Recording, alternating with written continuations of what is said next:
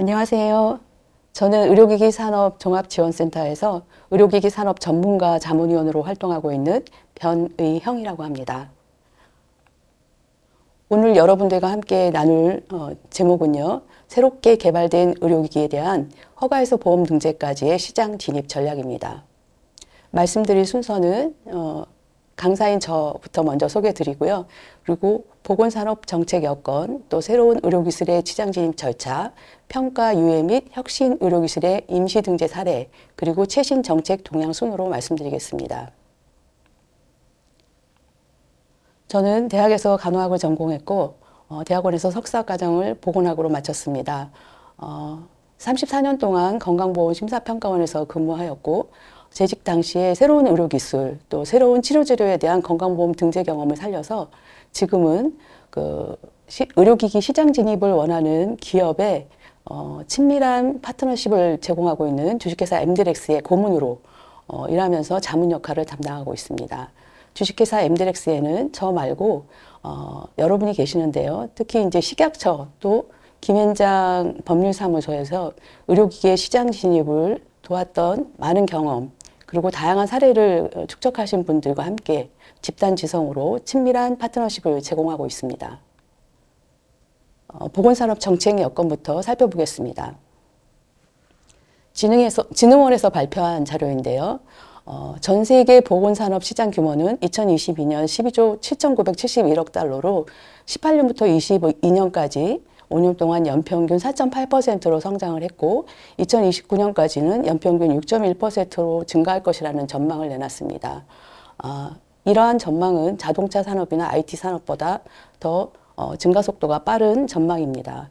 또한 국가별 경쟁도 가속화되고 있는데요. 미국의 경우에 바이오헬스 분야의 혁신적 R&D 가속을 위해 아르파이츠를 설립하고 65억 달러의 예산을 배정하는 한편 영국에서는 역사상 가장 큰 규모인 우리의 미래건강 연구 프로그램을 발표하기도 하였습니다. 또한 EU에서도 호라이즌 유럽에서 3개 핵심 영역 중에 건강 분야, 특히 혁신적인 방안 개발과 지식 확산을 목표로 하는 건강 분야에 82억 유로를 지원하기로 결정하였습니다. 일본에서도 에이메드 제2기 중장기 계획이 발표되었고 제6기 과학기술 혁신 기본 계획이 5년간 30조 엔을 투자하는 방식으로 발표가 되었습니다.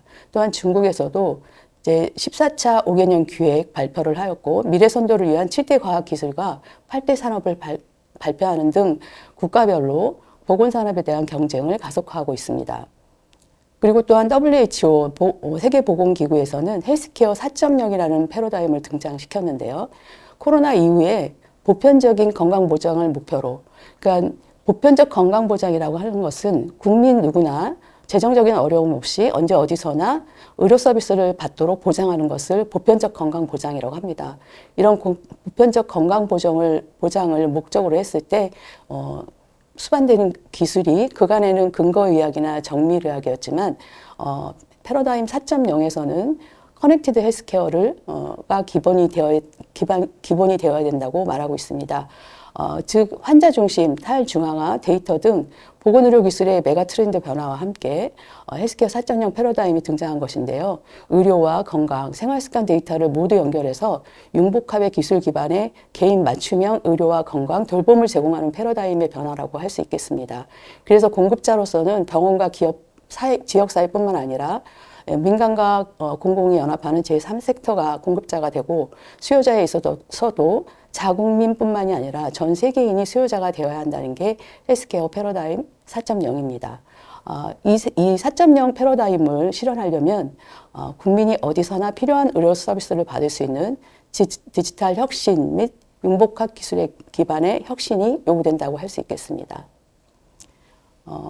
그래서 정부는 모든 국민이 건강한 헬스케어 4.0 시대를 구현하기 위해서 4가지 추진 전략과 13개의 중점 과제를 발표한 적이 있습니다. 먼저 추진 전략부터 살펴보겠습니다. 추진 전략 첫 번째는 국민의 생명과 건강을 보호하는 보건의료 기술에 투자하겠다는 것입니다. 생명에 직결되는 심내, 응급 등 필수 의료에 투자를 확대하고 난임 극복과 암, 치매에 대응하는 기술을 고도화해서 환자와 가족의 부담을 경감하고 취약계층의 건강 불평등을 완화하는 보건의료 기술에 적극적으로 투자하겠다는 정부의 의지입니다. 또한 두 번째 전략은 미래 위험을 대비하는 든든한 보건안보의 확립입니다. 보건안보 확립을 위한 백신 핵심 기술과 필수 의약품의 자급화, 그리고 감염병 진단과 치료제 개발 역량을 강화하고 임무 중심적인 R&D 지원 체계를 마련하는 것이 골자입니다. 세 번째 전략은 바이오헬스 강국 도약을 위한 신산업 육성입니다. 보건의료 디지털 전환으로 새로운 기회 요인을 창출하고 데이터와 AI 활용에 기반한 의료 패러다임의 전환과 글로벌 시장의 경쟁력을 확보하고자 하는 것입니다. 또한 네 번째 전략은 혁신을 촉진하는 R&D 생태계의 조성입니다. 미충족 의료 수요에 대응을 위한 R&D 경쟁력을 강화하고 기술을 보유한 기업의 사업화를 促진하며 규제 합리화와 전문 인력 양성을 통한 혁신 생태계를 조성하는 것이 그 네 번째 전략의 골자입니다. 이 전략을 중심으로 13가지의 중점 과제를 실현해서 정부가 달성하고자 하는 목표가 있습니다.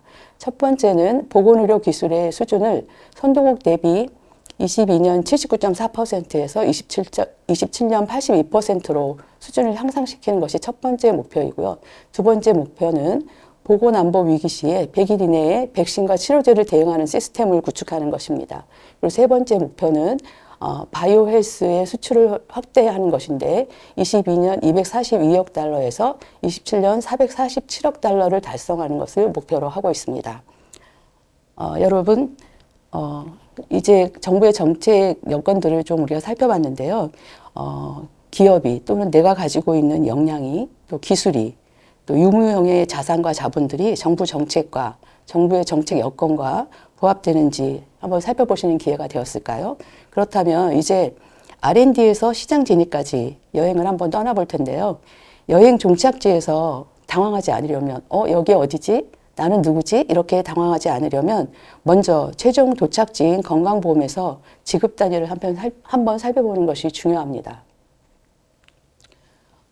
건강보험은 지금 행위별수가제를 근간으로 포괄수가제와 정액수가제를 일부 적용하고 있습니다.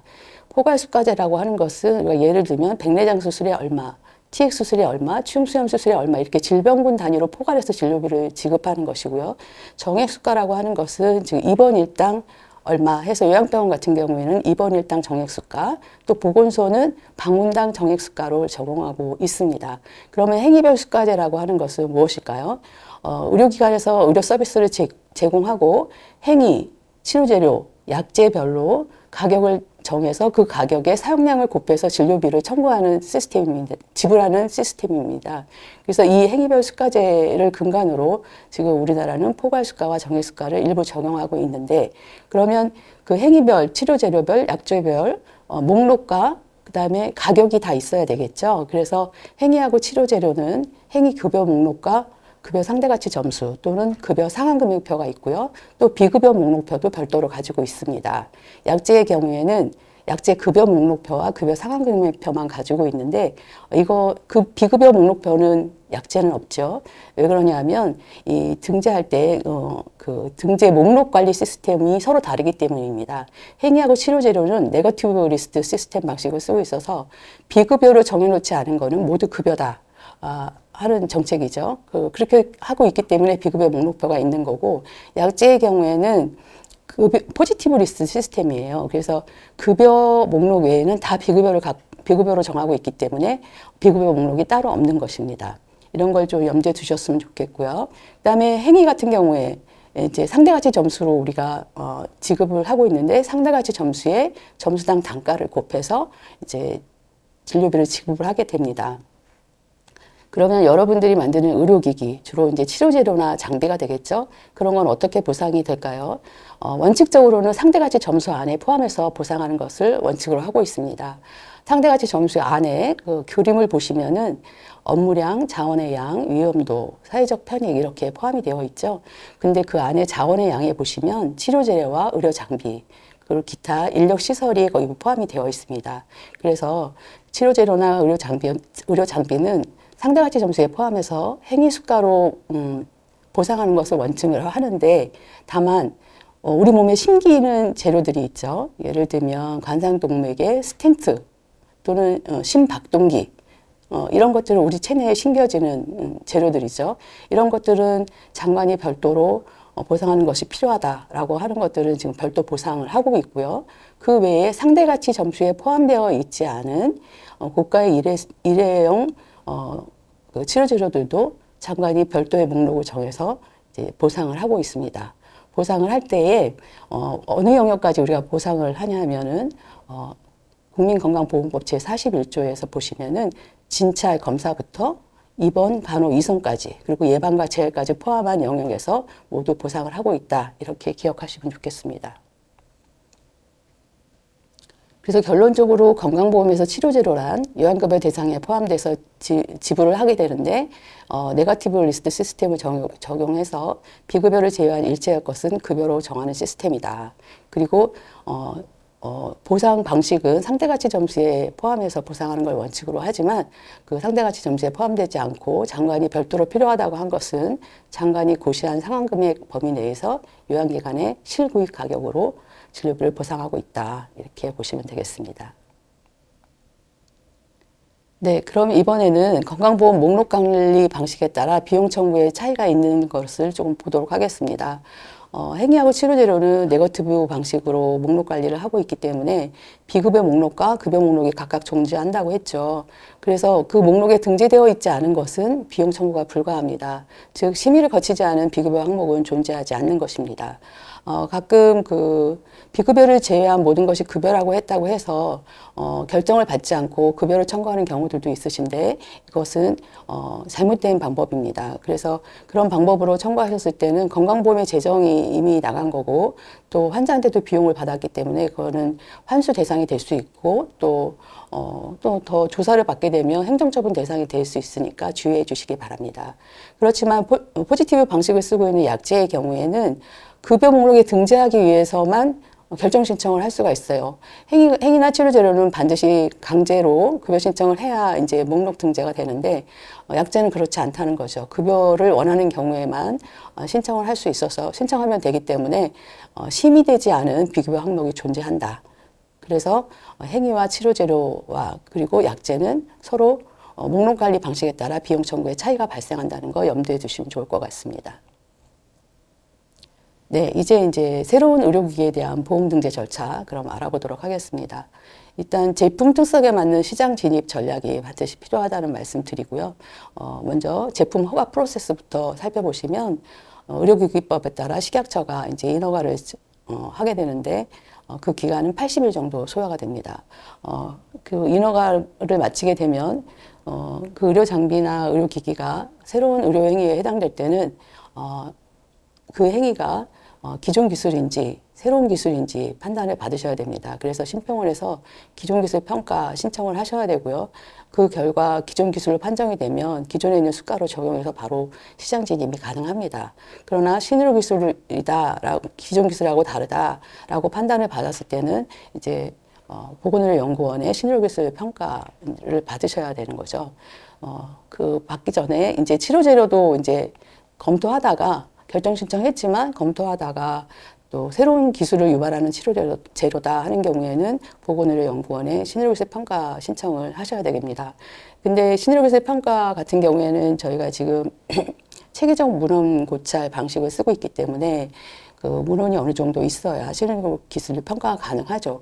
근데 이제 그렇지 못한 의료기술에 대한 선진입 제도로 신의료기술 평가 유예와 혁신의료기술 제도를 두고 있습니다. 이 신의료기술 평가 유예와 혁신의료기술은 그 대상 기간이 지나면 신의료기술 평가를 반드시 이제 받으셔야 되고요. 신의료기술 평가를 받아서 건강보험심사평가원에 다시 결정 신청을 하셔야 됩니다. 뭘 결정해 달라고 하는 거냐면 이게 급여를 받을지 비급여를 받을지 선별급여를 받을지 결정을 해주고 급여나 선별급여인 경우에는 상대가치 점수를 결정해 달라 하고 신청을 하는 겁니다. 선별급여의 경우에는 본인 부담금이 50, 80, 90%로 또 결정을 받아야 되니까 그 부분에 대한 결정이 필요합니다. 근데 새로운 의료기술이라 하더라도 치료제료가 또 수반되는 경우가 있겠죠. 그런 경우에는 치료제료 결정 신청도 같이 진행해야 되고요. 이 경우에 동일 가격이나 기존에 이제 등재되어 있는 중분류에 동일 가격이나 90%를 받는 전략이 있을 수 있고, 또한 새로운 중분류를 신설해서 새로운 가격 결정을 받는 방법이 있습니다. 또한 가치평가를 통한 가격 상승 전략도 생각해 보실 수 있겠습니다. 앞서 선진입제도에 대해서 두 가지 말씀드렸는데, 신의료기술 평가유예제도는 1회에 하나여 신의료기술 평가를 유예하는 제도입니다. 그래서 그 유예 기간이 2년인데요. 그 2년 동안은 비급여로 현장에서 사용하면서 근거를 창출하는 제도입니다. 참고로 2년에서 4년으로 확대될 예정인데요. 현재 그 신의료기술 평가에 관한 규칙이 입법 예고 중에 있습니다. 또한 혁신의료기술은 연구당의 기술 중에 안전성과 잠재성이 인정된 의료기술로 임상시험 및 임상진료 기간 동안에 임시로 보험으로 등재를 해서 적용을 하게 되는 건데요. 비급여나 선별급여를 선택해서 적용받고 실제 이제 사용할 수 있도록 하는 선진입 제도입니다. 그러면 이런 선진입 제도를 이용하려면 일단 심사평가원에서 이건 기존 기술이 아니고 신의료 기술이야 하는 평가를 받으셔야 되겠죠. 근데 이 신의료 기술과 관련해서 그럼 어떤 것이 신의료 기술입니까? 하고 묻는 경우가 많은데, 지금 현재는 신의료 기술 평가의 절차와 방법 등에 관한 규정 별표 1에서 정하고 있는 심의 기준을 채택하고 있습니다. 한번 살펴볼까요? 첫 번째는 의학 교과서 및 가이드라인에서 안전성, 유효성이 확립된 기술이지만 행위로 별도로 분리되어 있지 않은 거예요. 건강보험에서. 그런 경우가 있을 수 있겠죠. 그런 경우에는 신의료 기술 대상이고 대신 신속하게 평가를 진행합니다. 그리고 또한 기존 기술에서 사용 대상, 목적, 방법이 변경된 경우도 신의료 기술 평가 대상인데, 특히 이제 방법이 변경된 경우 중에서는요, 수술의 경로나 절차가 변경된 경우, 또 외과적 수술에서 중재적 기법으로 변경된 경우, 에너지원이 변경된 경우는 모두 신의료 기술 평가 대상입니다. 그러나 레이저 종류가 변경됐거나 아니면 기존 시술에서 시술 방법이 추가된 거, 그러니까 기존 기술 플러스 기존 기술은 기존 기술인 거죠. 그리고 수기요법이 자동으로 변경된 경우, 치료 재료가 변경된 경우는 기존 기술로 판단하고 있습니다. 다만 치료 재료가 변경된 경우인데 안전성이나 유효성의 검증이 필요한 경우에는 신의료기술 평가 대상으로 결정하기도 합니다. 그리고 이제 AI 기반으로 한 의료기술에 대해서 기존 기술 판단에 대한 기준을 2019년에 심평원에서 발표를 하였습니다. 그 내용을 보시면은 지금 카테고리 A에서 E까지 5단계가 있는데, A부터 C까지는 기존 기술로 보고 D와 E는 새로운 기술로 보겠다는 것입니다. 그래서 A에서 C까지의 주요 내용을 보시면은 인간의 눈으로 잘 보이지 않는 의심 부위의 경계에 성상적을 표시하는 소프트웨어, 병변 의심 부위를 확인해 가능성이 있는 진단명을 제시하는 소프트웨어, 또 인간에 비해 현저한 정확도가 향상되거나 오류를 감소시킨 경우에도 기존 기술로 판단하겠다라는 가이드라인을 내놨고요. 카테고리 D와 E에서 얘기하는 새로운 의료기술은 새로운 정보를 제공하는 거, 새로운 바이오마커를 제공할 때, 그 다음에 환자의 예후를 비교적 정확하게 예측할 때만 새로운 기술로 보겠다고 발표를 한 적이 있었습니다. 그런데 작년에 선진입제도가 하나 더 들어왔죠. 그게 바로 혁신의료기술 통합심사제도인데요. 우리가 줄여서 보통 혁신통합이라고 얘기를 합니다. 이 혁신통합의 주요 내용은 식약처 허가 단계인 80일 기간 중에 식약처 허가와 혁신의료기기 지정을 같이 하고, 그다음에 심평원이 기존 기술 확인을 같이 하고, 또 네카에서 혁신의료기술 평가를 동시에 진행한다는 거죠. 그래서 동시에 진행해서 80일 만에 이제 시장에 진입하게 하는 그런 제도입니다. 이런 제도가 도입이 되면서 심평원에서 기존의 그 기존 기술 여부 판단 기준을 조금 보완을 했어요. 그래서 혁신 통합으로 접수되는 의료기기에 대해서는 새로운 가이드라인을 적용하겠다 한 거고요. 거기 내용을 주로 바뀐 내용을 보시면은 카테고리 BX, CX가 신설된 겁니다. 그래서 기존의 그 기존 기술로 판단했던 영역에 대해서 새로운 기술로 보겠다, 판단하겠다는 것입니다. 즉 의심 부위의 경계, 성상 표시, 또 병변 의심에 대한 진단명을 제시한 소프트웨어, 또 인간에 비해 현저한 정확도 향상 또는 오류를 감소시킨 소프트웨어의 경우에는 새로운 기술로 봐주겠다, 판단하겠다라는 것입니다. 그래서 이 경우에는 반드시 혁신통합 트랙으로 들어오셔야 됩니다. 그리고 이렇게 혁신통합으로 들어온 혁신의료기술은 보험으로 임시 등재가 됩니다. 물론 템퍼러리 코드이긴 하지만 보험 코드를 받는다는 게 큰 의미가 있는 것 같습니다. 보험 등재될 때는 선별급여와 비급여로 부급여를 선택할 수가 있어요. 선택할 수 있는데 선별급여의 경우에는 환자 본인이 내는 비용이 90%고 건강보험에서 재정에서 나가는 돈이 10%인 선별급여입니다. 앞에서 말씀드린 것처럼 신청자가 임시보험 등재 신청 시에 선별급여 또는 비급여를 선택하실 수 있다는 점.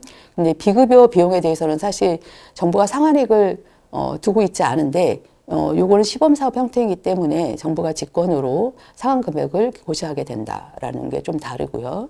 그다음에 결정된 비용 안에서 비용을 받으면서 임상시험과 임상진료에 사용할 수 있다는 장점이 있습니다. 아래 표에서 보시는 것처럼 병리, 특수영상, 내시경 초음파, 기타는 이제 일반 방사선이나 심전도가 해당이 될 것 같습니다. 그렇게 4개의 분류별로 선별급여와 비급여 가격이 고시되어 있습니다. 선진입 제도 중에 평가유예와 혁신의료기술을 많이 혼동하시는 분들이 계셔서 정리를 좀 해봤습니다. 평가유예 같은 경우에는 지금 식약처 허가에서 정식 보험 등재까지 6 내지 8년 정도 소요될 것 같고요. 혁신통합은 6 내지 7년인데요. 그 차이는 우리 평가유예가 아까 4년으로 연장될 것 같다고 했죠. 거기서 발생하는 것입니다. 또 이제 그 사용하는 기간 중에 비용 징수와 관련해서는 평가유예의 경우에는 법정 비급여예요. 그리고 비용 상한이 없습니다. 환자 부담 100%, 비급여니까 100% 환자가 부담해야겠죠. 그리고 사용 신청은 업체가 하는 거고 사용하는 의료기관에 제한이 없고 그 다음에 비용 징수 시점은 평가유예 고시가 나면 바로 시장에서 비급여로 받으실 수가 있습니다. 반면에 혁신의료기술 통합심사 혁신통합인 경우에는 사용기간이 지금은 거의 3년이더라고요. 그리고 또 급여 여부는 업체가 선택하지만 비급여나 선별급여를 선택할 수 있고 비급여로 선택을 하더라도 상한금액이 적용된다. 특히 AI 분야가 그렇고요. 그 다음에 환자부담은 선별급여 시에는 환자부담 90%입니다. 그리고 사용신청은 의료기관이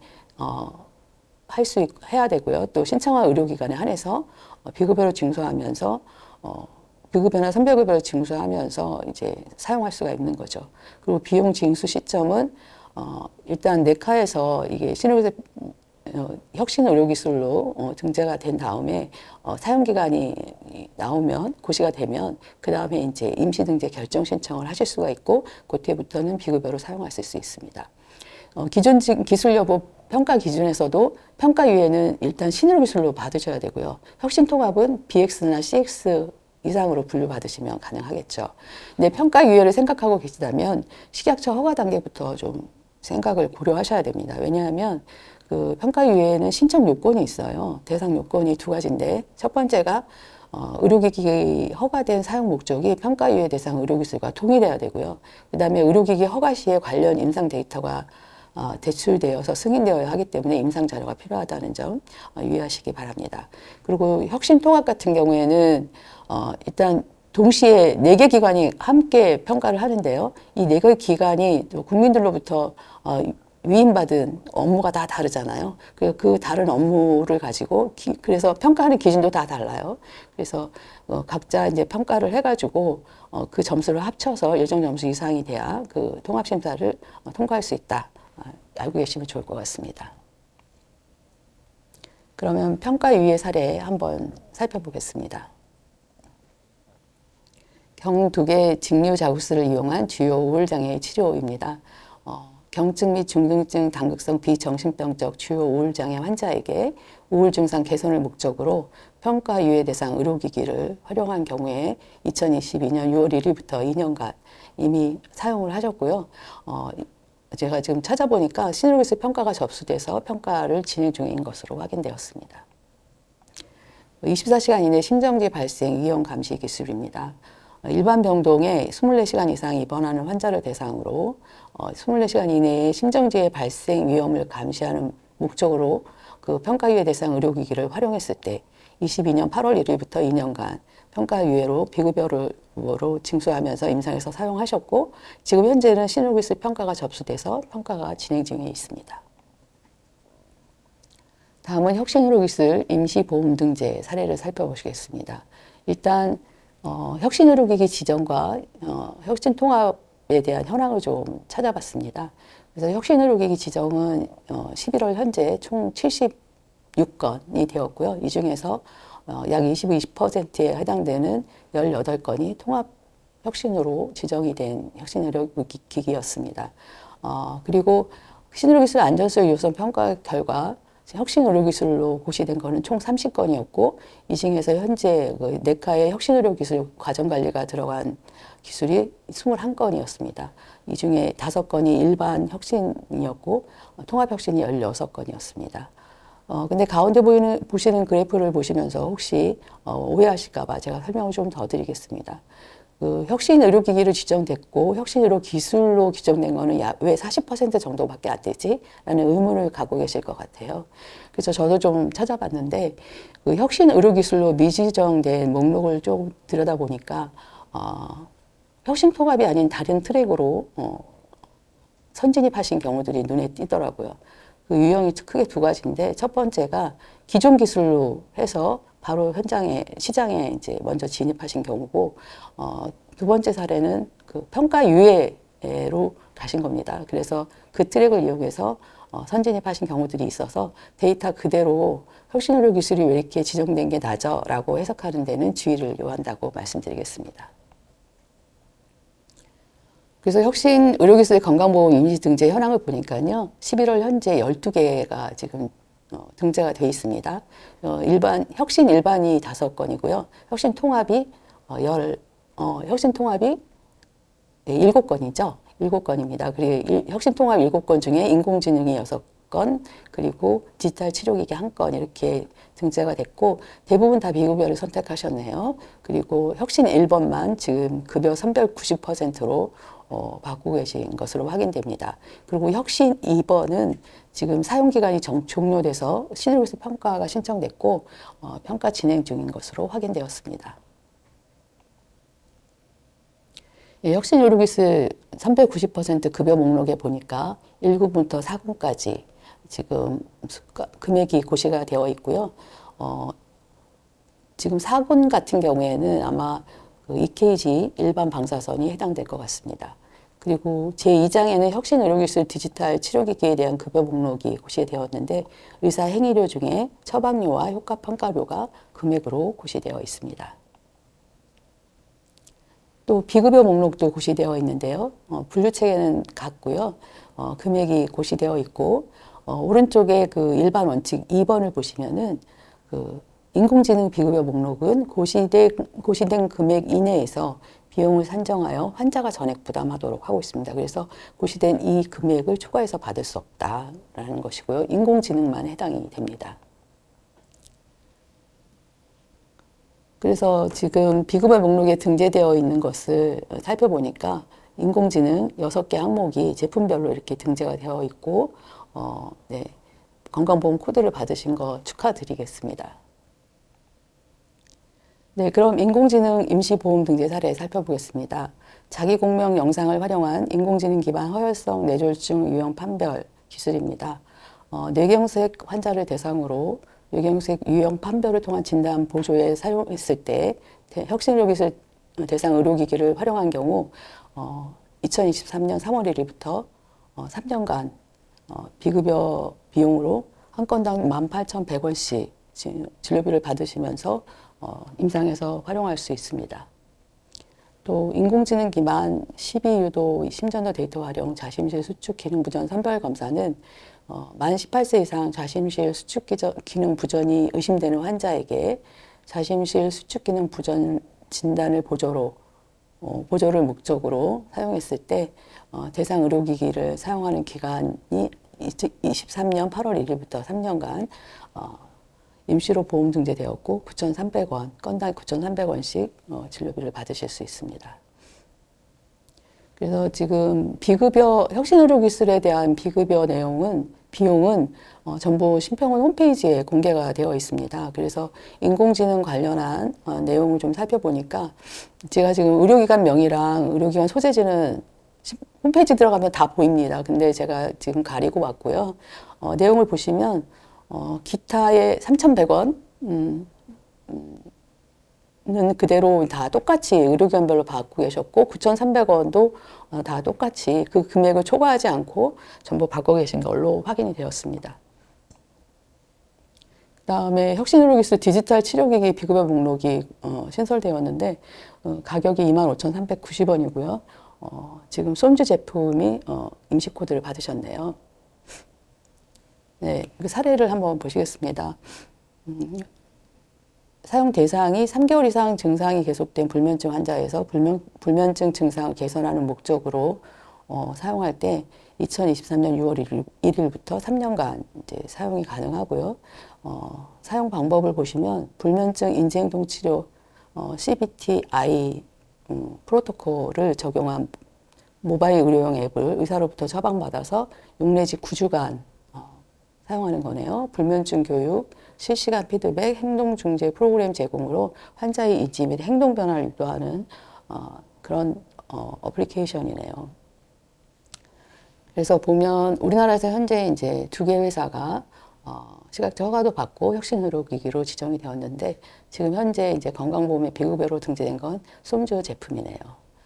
디지털 치료기기의 사용 흐름도를 보시면 일단 의료기관에서 환자에게 처방을 하고 그럼 환자가 앱을 다운받고 코드를 등록해서 사용하고 그 사용 내역이 업체로 전송되는 그런 시스템이고요. 진료비 청구는 요양기관이 직접 환자한테 진료비를 받거나 이건 비급여니까 그 대신 이제 의사 처방료는 또 건강보험에 청구를 해야 되겠죠. 그렇게 되면 이제 90%는 환자가 내고 10%는 재정에서 받는 거니까 진료비 청구를 다 받고 그래서 의료기관이 다 받은 다음에 그 다음에 업체와 상호 정산하는 시스템입니다. 그래서 건강보험 요양비는 사실 업체가 진료비를 청구할 수 있게 되어 있는데 그렇지 않고 디지털 치료기기는 의료기관과 상호 정산하는 시스템이다.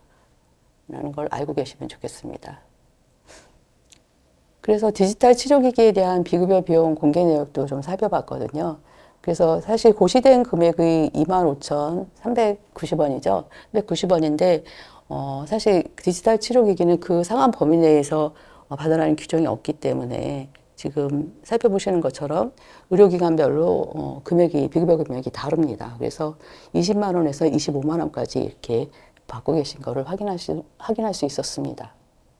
그럼 일본은 어느 정도 받고 있는지 한번 살펴보겠습니다. 일본은 일단 큐어 앱, SC 니코틴 의존증 치료 앱이 이제 우리나라에서도 많이 알려져 있죠. 일본의 경우에는 신기능, 신기술인 경우에는 C2로 분류해서 준용시가를 적용해주고 그 다음에 나중에 수가를 신설해주는 시스템입니다. 그리고 이제 C1으로 분리되는 거는 특정 보험 재료로 승인했다는 의미가 있는데요. 이 큐어앱 그 니코틴 중독 치료 앱은 처음에는 준용 수가로 해서 2,540점을 줬어요. 그 2,540점은 점당 10엔이기 때문에 25,400엔이 되겠죠. 그러다가 2년 있다가 그 행위를 신설을 해줬고요. 같은 가격으로. 그리고 올해 6월에 특정 보험 재료로 사용료를 승인을 해줬습니다. 그래서 24,000엔으로 지금 가격을 결정을 해주고 CO1으로 분류를 해줬는데 24,000엔이면 우리나라 돈으로 환산하면 21만 7,000원 정도 됩니다. 가격 비교가 가능하실까요? 우리나라 제품들이랑. 그리고 큐어앱 중에서 고혈압 치료를 보조해주는 어플도 있죠. 이 경우에는 지금 처음에 5,120점, 그러니까 51,020엔이 되겠죠. N으로 이제 준용 점수를 주다가 올해 6월에 특정 보험 재료로 승인을 해줬습니다. 그래서 C1으로 분류가 됐고 원가 계산 방식에 따라서 월 7,010엔씩 6개월 동안 산정할 수 있습니다. 그래서 토탈 42,060엔인데요. 월 7,010엔이면 63,000원, 42,060엔이면 38만 2천원 정도인데 6개월 동안이니까요. 우리가 앞서 디지털 치료기기 우리나라에 등재된 솜주 거를 보시면은 9주 동안 활용하는 걸로 되어 있으니까 기간이랑 가격을 조금 비교해서 보시면 수준을 좀 파악하실 수 있을 것 같습니다. 또 독일 사례인데요. 솜니오라고 하는 제품인데 이것도 불면증을 치료하기 위한 어플이고 그 인지행동 치료 CBT1 분야의 증거 기반 및 지침 준수하는 콘텐츠를 전달하는 어플로 되어 있습니다.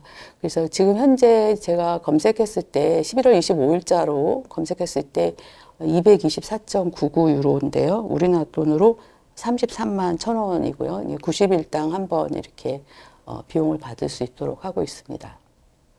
그리고 이제 최근에 디가 목록에 이제 포함된 건데, 디가라는 프로그램은 그 독일의 그 패스트 트랙, 선진입 프로그램이라고 보시면 됩니다. 거기 목록에 이제 처음으로 포함된 제품인데, 솜노비아도 불면증 치료제로 불면증을 치료하는 어플로 지금 되어 있습니다. 근데 가격을 보시면은 599.4유로인데요. 이것도 88만 2천 원을 90일당 지급하게 되어 있고 18세 이상에서 활용하도록 이렇게 되어 있습니다. 근데 앞서 설명드린 거랑 가격 차이가 많이 나긴 하는데, 앞서 설명드렸던 그 솜니아라는 제품도 사실 처음 등재할 때는 464유로 정도 됐던 걸로 연구 자료 등에서 확인해 보실 수가 있습니다. 그래서 이 가격은 가격 변동 여부를 좀 지켜보시는 것도 좋을 것 같습니다. 다음은 최신 정책 동향 살펴보겠습니다. 네, 디지털 헬스케어에 대한 시장 동향인데요. KDI 경제정보센터에서 2021년도에 발표한 거긴 하지만, 글로벌 디지털 헬스케어의 규모가 2027년 508조가 될 것으로 전망을 했고, 또 국내 디지털 헬스케어 시장도 27년에 54조 6천억 정도 될 것으로 전망하고 있었습니다. 네, 우리나라 전체 건강보험이 100조이니까요. 그 규모를 가늠해 보시면 좋겠습니다. 이러한 환경 변화에 맞추어서 규제 시스템도 조금씩 바뀌고 있는데, 식약처의 국내 정책 추진 현황을 살펴보시면, 일단 2022년도에 혁신통합 패스트트랙을 운영을 했고요. 그리고 이제 디지털 의료 제품법을 내년부터 시행할 예정이라고 합니다. 그래서 현재는 하위 법령이 입법 예고된 상태이고, 또 복지부와 심평원도 여기에 발맞춰서 혁신 의료기술에 대한 건강보험 등재 가이드라인이라든지 임시등재 운영 지침을 재개정해서 지금 발표하고 있습니다. 특히 이제 디지털 의료제품법과 관련돼서 좀 관심들이 있으실 것 같은데요.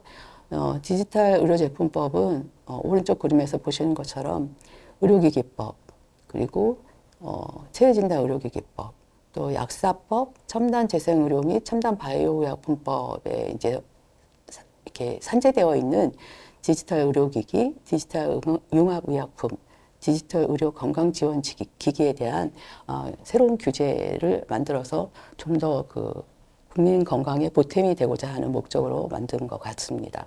그래서 디지털 의료제품법의 주요 내용에 보시면 어떤 것을 다루고 있는지 그 정의가 되어 있으니까 한번 살펴보시면 좋을 것 같고요. 여기서 우리가 좀 관심 있게 들여다볼 내용들에 대해서는 좀 하이라이트로 설명을 좀 드리겠습니다. 일단 디지털 의료기기에 대해서는 실사용 평가가 가능해지는데요. 디지털 의료제품법 제15조에서는 그 실사용 평가를 하려는 제조업자 등이 정하는 범위 내에서 의료인 등에게 평가 대상 디지털 의료기기를 제공할 수 있고, 디지털 의료기기를 사용하는 의료인 등에게 해당 디지털 의료기기를 사용한 기록의 열람 또는 그 사본의 제공을 요청을 할 수가 있게 규정되어 있습니다. 또한 시행규칙에서는 이러한 실사용 평가 계획을 하려면 그 계획서를 식약처장에게 보고해야 되고, 환자의 개인정보 처리 등에 대해서는 개인정보보호법을 따르도록 이렇게 규정하고 있습니다. 그래서 실사용 평가가 가능해진다면 그 시장 진입할 때 근거 창출로 연결되어 수 있지 않을까 하는 기대를 해봅니다. 또 디지털 의료기기 소프트웨어와 관련해서는 전문가용 디지털 의료기기 소프트웨어를 지정할 수 있게 되어 있고, 그 경우에는 전문가 외에는 판매를 금지하는 조항이 신설되었습니다. 그리고 독립형 디지털 의료기기 소프트웨어에 대한 의료기기법 적용을 일부 제외하는 것은 아마 실적보고, 기준규격, 갱신, 또 부작용 보고 등의 요구사항을 면제하는 것으로 알고 있습니다.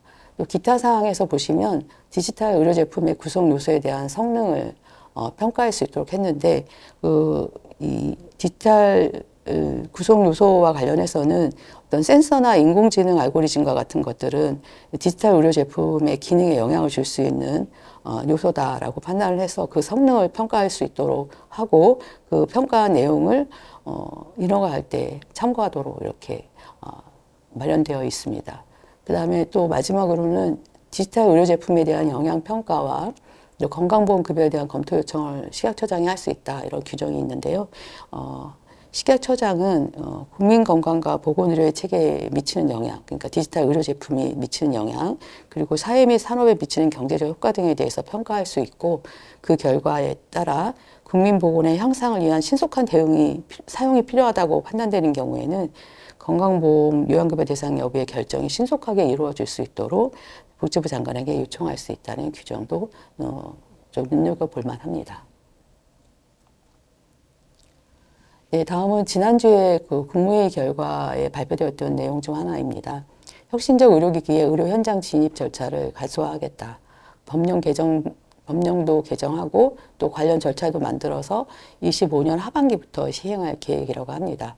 그간의 선진입 제도가 2014년부터 시작해서 2, 3년 간격으로 이제 제도들이 하나씩 도입이 됐었는데 25년에는 시장 즉시 진입 의료기술 평가 제도가 도입된다고 합니다. 그 내용을 요약을 해보면 식약처 허가 단계에서 의료기술 평가를 함께 실시하는 제도라고 하는데요. 다음 그림에서 보시는 것처럼 의료기기 인허가 80일 동안에 여기 이 기간 동안에 임상평가를 개선하고 또한 업체가 희망할 때는 기존 기술 여부 확인을 동시에 진행해서 80일 이후에는 시장에 진입할 수 있도록 그래서 새로운 의료기기가 시장에서 즉시 비급여를 받으면서 사용하게 하고 그 3년 후에 신의료기술 평가를 받도록 하는 것입니다.